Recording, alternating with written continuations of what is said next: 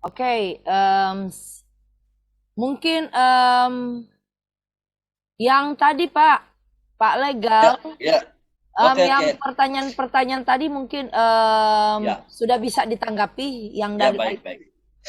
Oke, Baik, baik. oke. Ya, jadi terima kasih. Saya ulangi lagi. Assalamualaikum warahmatullahi wabarakatuh.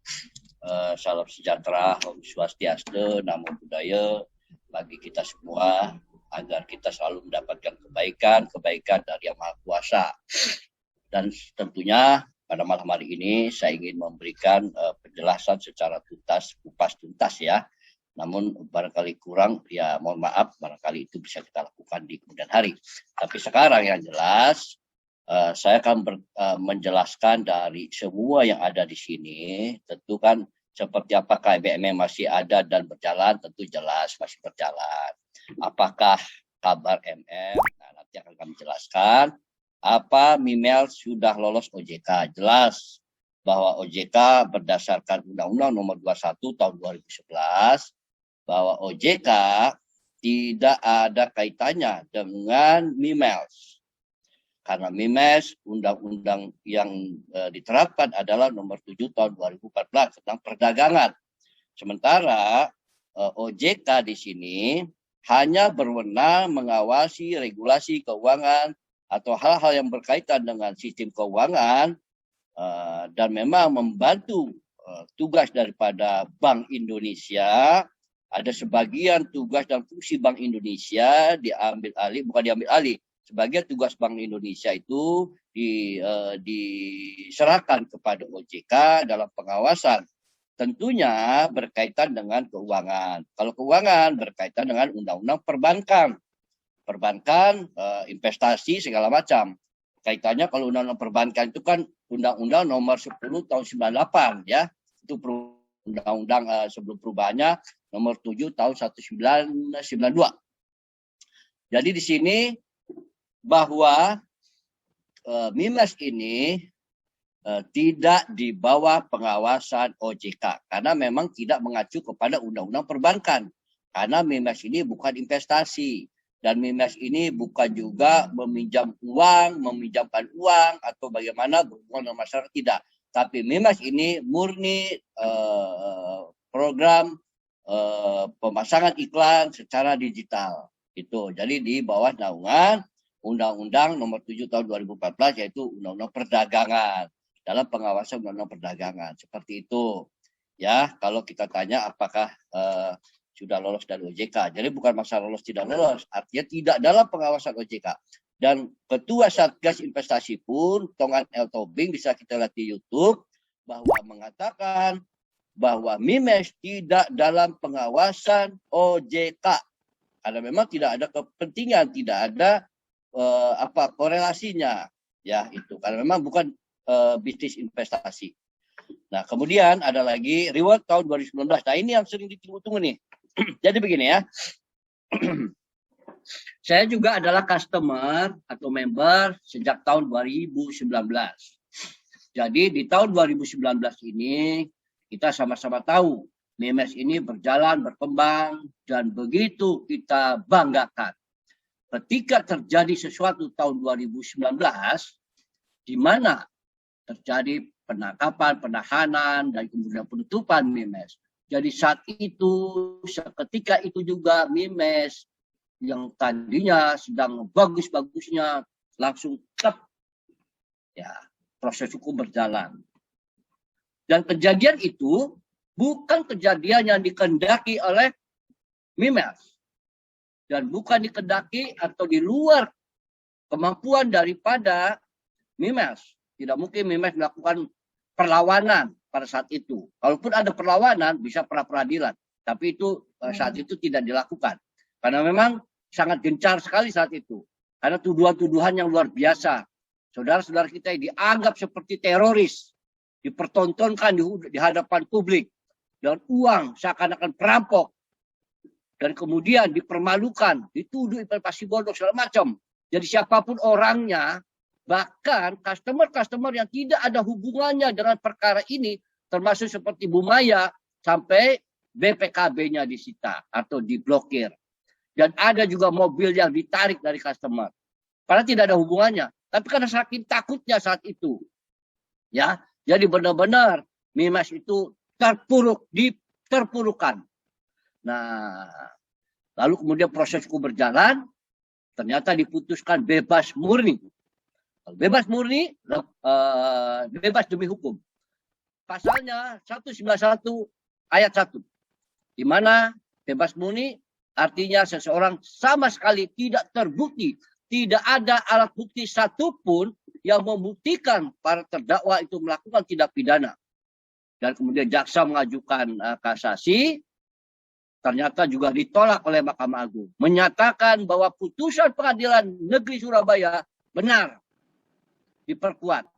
Sehingga dengan demikian, tanggal 7 April 2021, putusan bebas itu, putusan Mahkamah Agung itu keluar.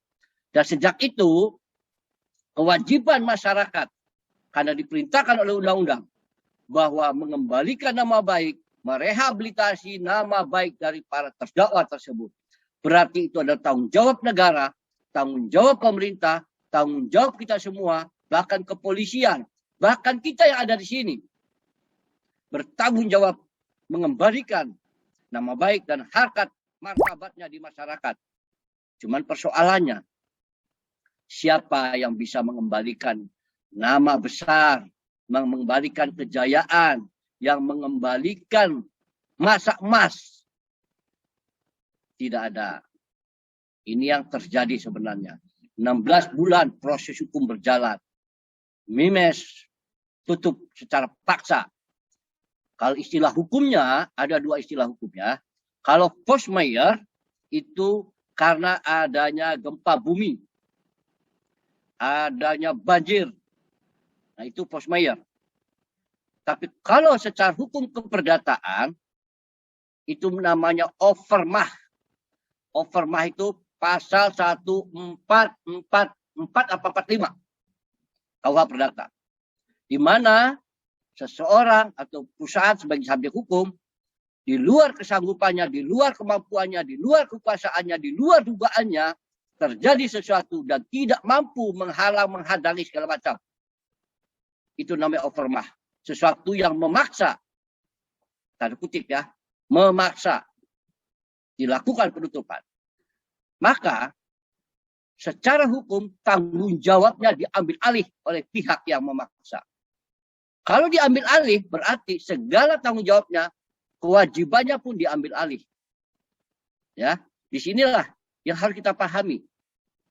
Nah, kalau kondisi memaksa begini, lalu siapa yang disalahkan?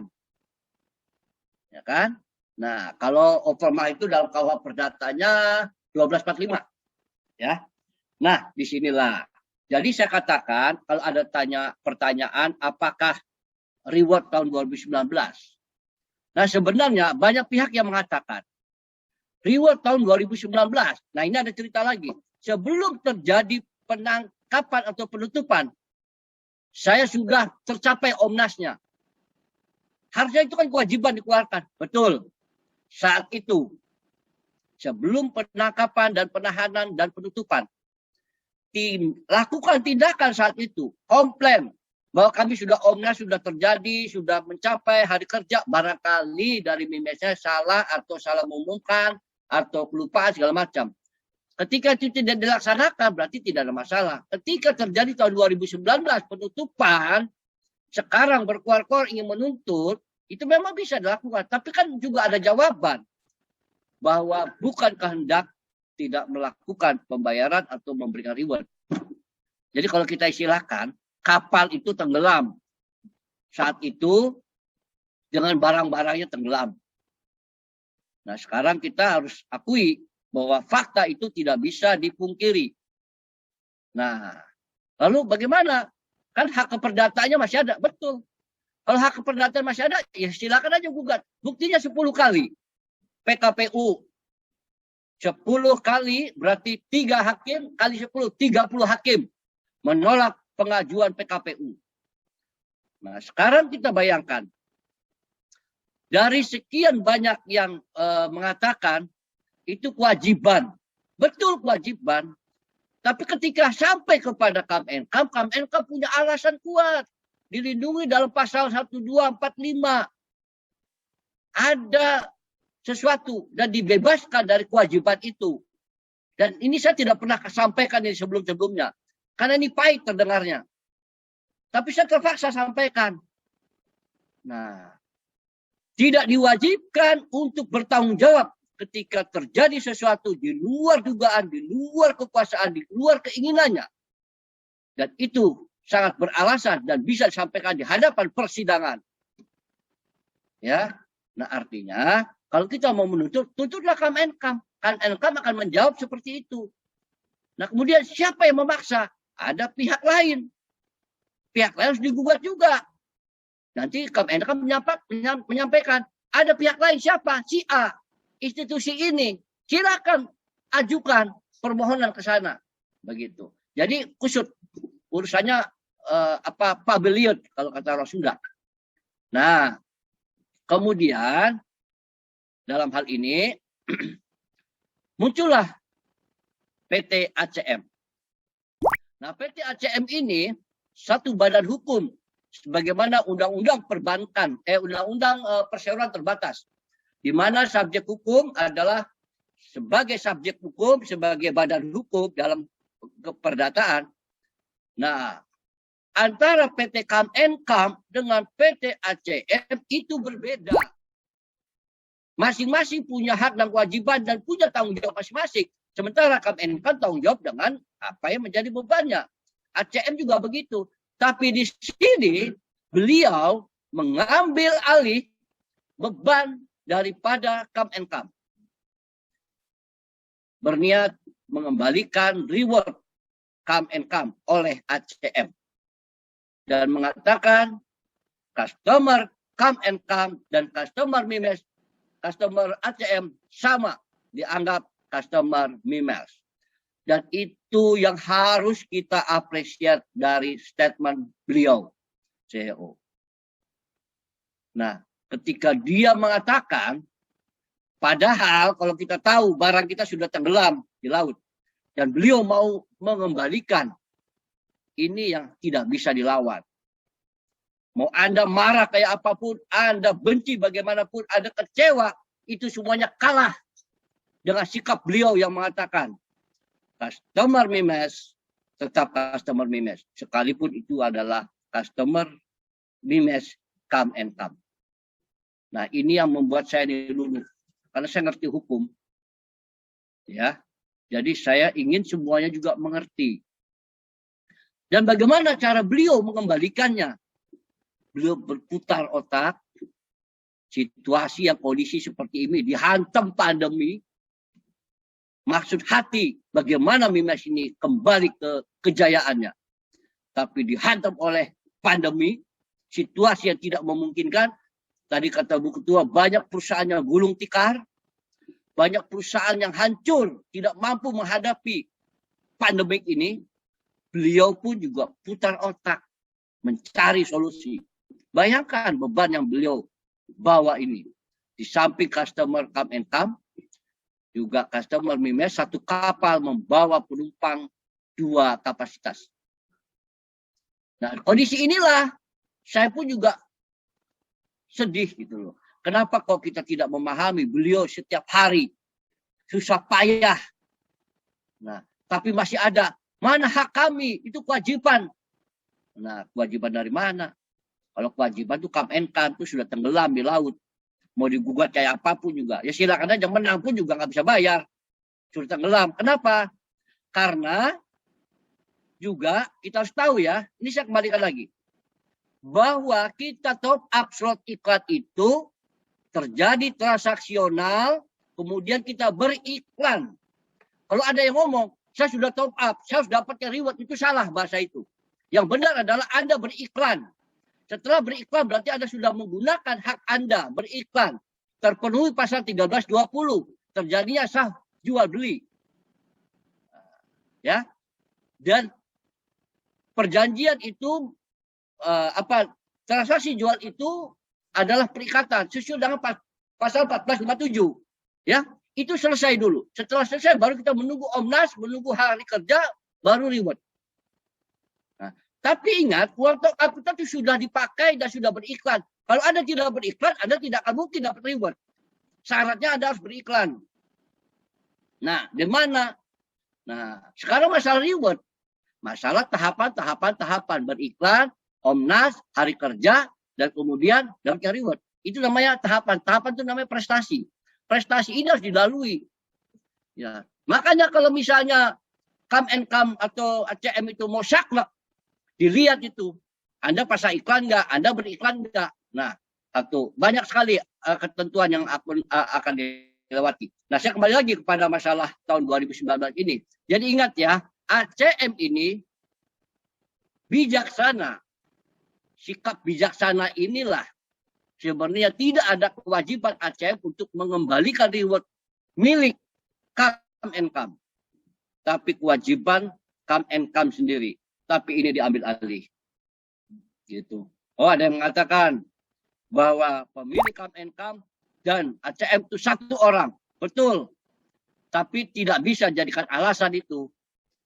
Ya. Nah, jadi itulah yang bisa kami sampaikan. Nah, sekarang apakah, nah ini lagi, ini saya ingin jelasin lagi. Supaya jelas semuanya, hati-hati semuanya. Jadi mereka yang ragu-ragu, bahasanya ingin laporkan ke polisi, silahkan. Tapi saya jelaskan di sini. Ingat ya, kalau laporan ke polisi, polisi itu mengacu pada undang-undang umum. Tidak pidana umum. 378 katakanlah. Penipuan. Ya. Dan penipuan itu, empat faktor yang harus terpenuhi. Satu, adanya pelaku. Untuk pelaku saja, ya, mohon maaf nih, pelaku saja itu sudah gugur laporan polisi itu. Kenapa? Karena polisi hanya bisa melakukan tindakan penyelidikan kepada seseorang. Apakah bisa melakukan tindakan penyelidikan kepada badan hukum? Tidak bisa. Karena yang mendapatkan izin daripada perdagangan itu badan hukum, bukan seseorang. Kalaupun ada seseorang, dia melaksanakan perizinan itu.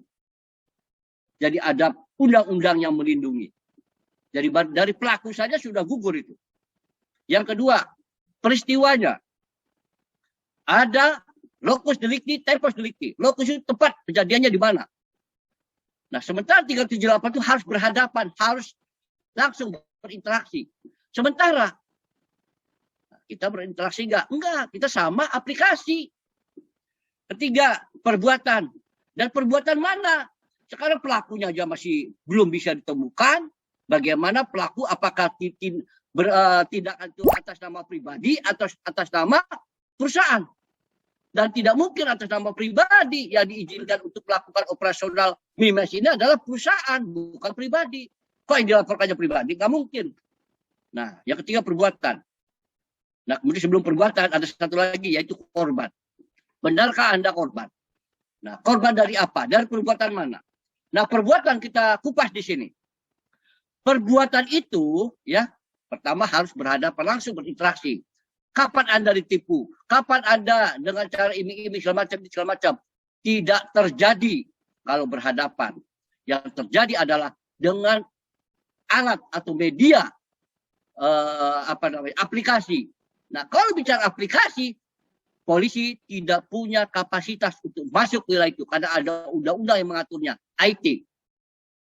Nah, undang-undang IT di bawah pengawasan apa? Undang-undang Menkominfo. Menkominfo tentu diminta bantuan. Aplikasi ini benar tidak, digital ini benar tidak MIMES ini. Nah, beliau tidak bisa melakukan.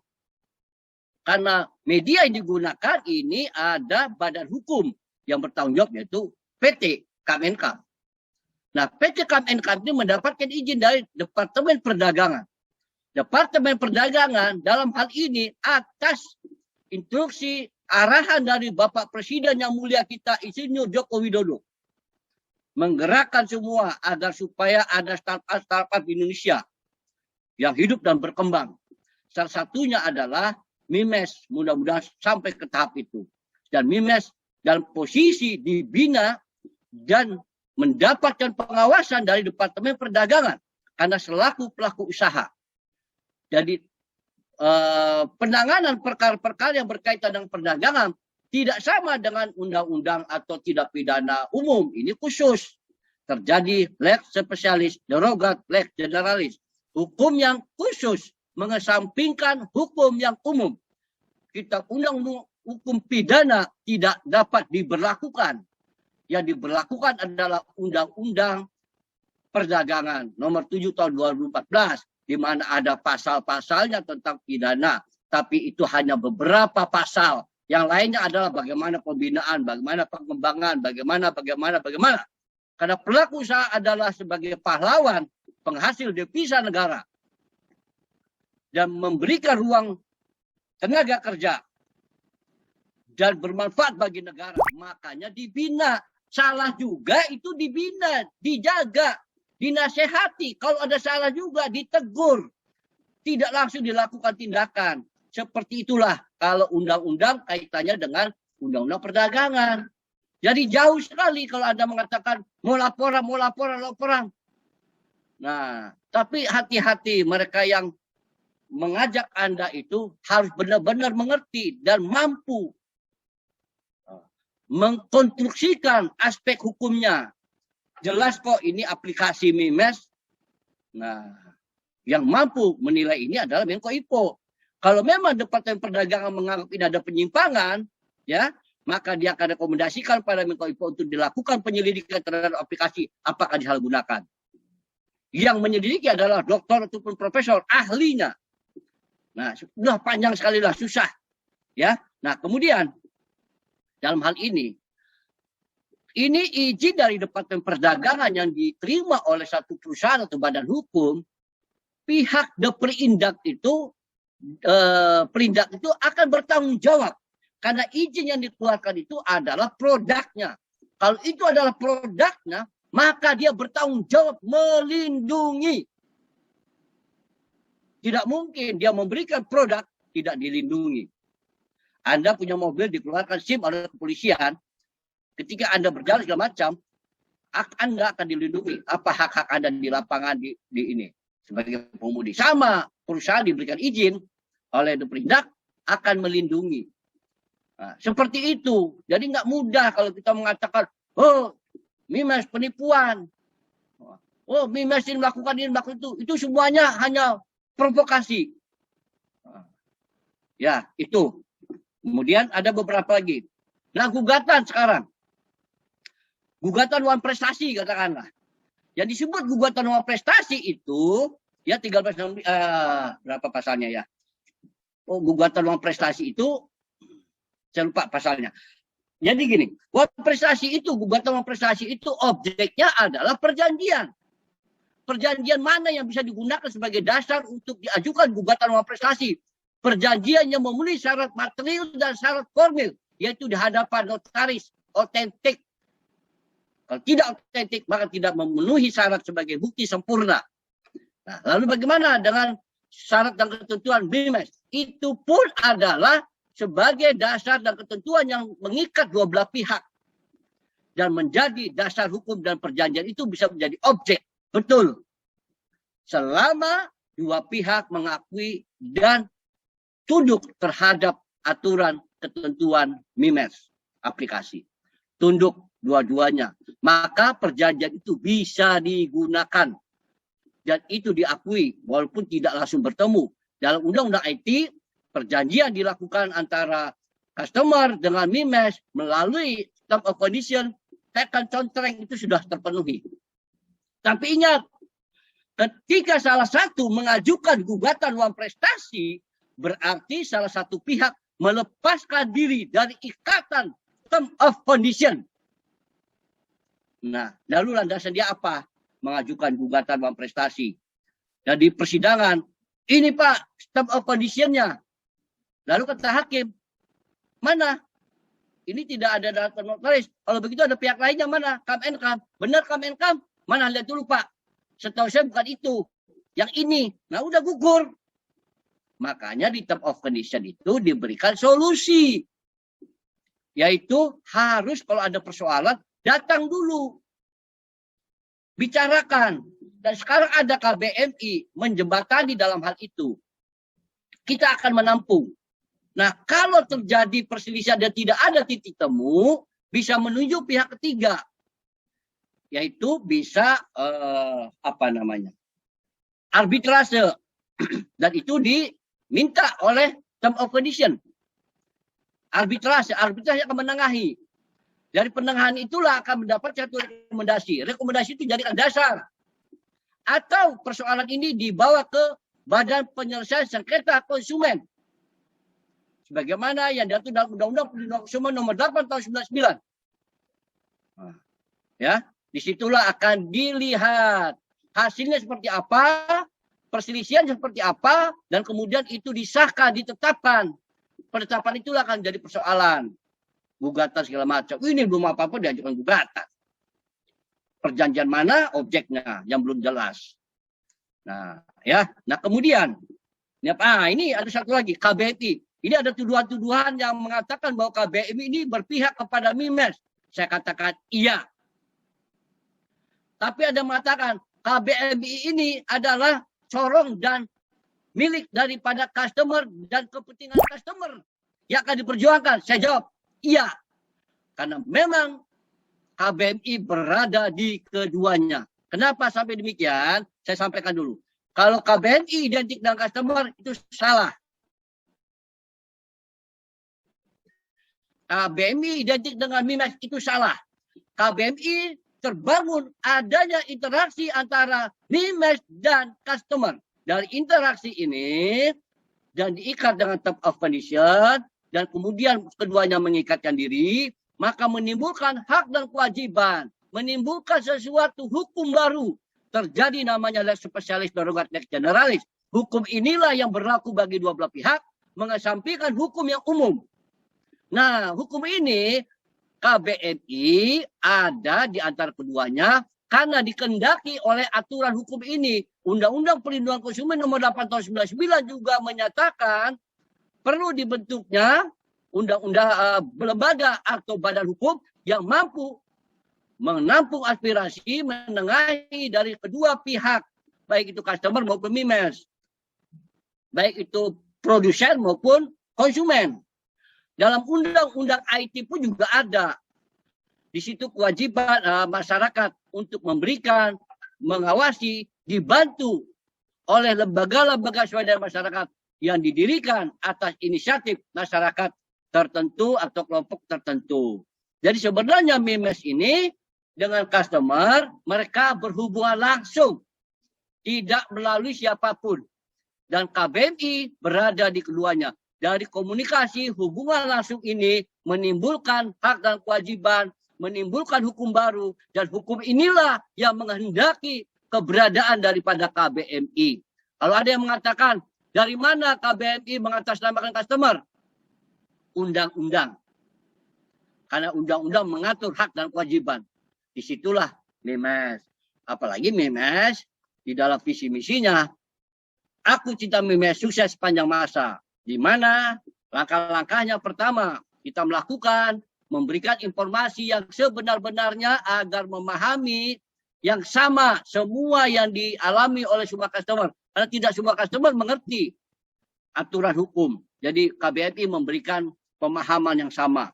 Yang kedua, ya, nah disinilah memberikan informasi juga tentang perkembangan yang terjadi, fitur-fitur, program-program, agar sampai kepada customer secara menyeluruh dan merata.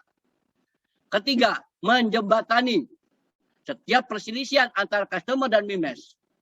Jadi disinilah peranan KBMI. Nah, perselisihan seperti apa? Perselisihan yang masih bisa diselesaikan secara musyawarah. Nah, kalau ada legal di sini kecuali sudah mengarah kepada persoalan hukum. Contohnya seperti tadi BPKB yang katanya mau diperpanjang pajaknya, ternyata dituduh macam-macam. Nah, itulah tugas kami legal sini. Apalagi hukum menghendaki kita harus turun tangan. Insya Allah itu akan kami lakukan. Ya. Nah, jadi dugaan-dugaan tuduhan-tuduhan yang tidak benar ini, mohon Anda tidak asal menuduh, tidak asal menanggapi, tidak asal memberikan asumsi-asumsi yang pada saatnya, pada akhirnya menyulitkan Anda sendiri. Sementara program Mimes ke depan ini luar biasa hebatnya, sementara Anda sudah apatis, sudah a priori. Itu salah besar. Sementara hidup Anda masih 100 tahun lagi ke depan. Mimes ini bisnis digital yang berbasis kepada periklanan. Mari kita sama-sama kembangkan, besarkan. Jadi kalau ada persoalan di belakang, di kemudian hari, jangan bawa yang kemarin-kemarin itu. Itu sudah, CEO sudah mikirkan. Walaupun top 10 kali dibayarkan dengan omnas sekian triliun, tapi ada terobosan. Dengan kupon, voucher, dan poin-poin, semuanya bisa di-withdraw. Hari ini Anda dapat kupon, Anda kumpulkan dalam seminggu, dalam 20 hari, di-withdraw langsung. Dan komisinya juga luar biasa. Jadi beliau sudah memikirkan itu. Ketika beliau memikirkan itu, sementara kita menghujat, menghina segala macam, dan kita belum tentu benar. Sementara yang dia lakukan adalah untuk siapa? Untuk kita semua. Customer Mimes ke depan harus bangga dengan Mimes. Karena beliau tidak peduli hinaan apapun. Karena beliau sudah ucapan, Mimes adalah anakku. Customer Mimes adalah saudara-saudaraku. Dan selamanya Mimes harus sukses sepanjang masa. Dan saat itu nanti customer akan merasakan kebenaran dari Pak Mimes. Disitulah hebatnya beliau. Sampai hati saya bertanya, terbuat dari apa hati CEO kita? Luar biasa. Itu saja yang bisa kami sampaikan. Wassalamualaikum warahmatullahi wabarakatuh. Semoga bermanfaat.